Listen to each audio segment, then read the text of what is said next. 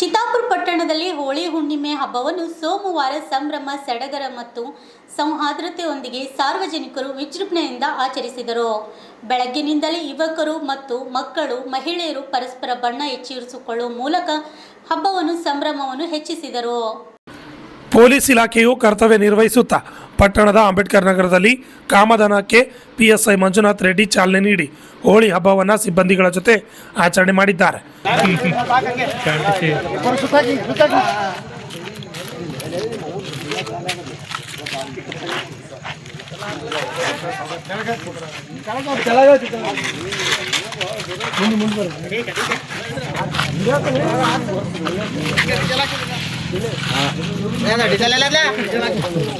ಪಟ್ಟಣದ ಪ್ರಮುಖ ಬೀದಿಗಳು ಬಣ್ಣಗಳಿಂದ ಕಂಗೊಳಿಸಿತು. ಯುವಕರ ತಂಡಗಳು ಡೊಳ್ಳು ತಾಳಗಳೊಂದಿಗೆ ನೃತ್ಯ ಮಾಡಿ ಹಬ್ಬದ ಉತ್ಸಾಹವನ್ನು ಮತ್ತಷ್ಟು ಜೋರಾಗಿಸಿದ್ರು.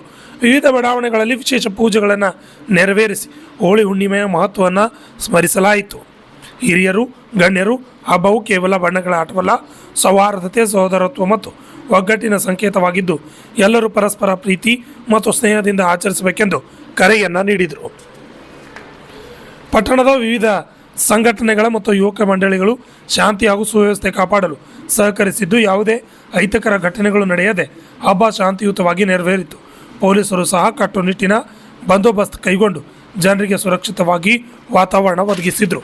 ಒಟ್ಟಾರೆ ಚಿತ್ತಾಪುರ ಪಟ್ಟಣದಲ್ಲಿ ಹೋಳಿ ಹುಣ್ಣಿಮೆ ಹಬ್ಬವು ಬಣ್ಣಗಳ ಹರ್ಷ, ಸ್ನೇಹದ ಸ್ಪರ್ಶ ಮತ್ತು ಸೌಹಾರ್ದತೆಯ ಸಂದೇಶವನ್ನು ಸಾರುತ್ತಾ ಸಂಭ್ರಮದಿಂದ ಆಚರಣೆಯಾಯಿತು. ಅಣ್ಣಾ ರವಿ, RJ32 ಕನ್ನಡ, ಚಿತ್ತಾಪುರ.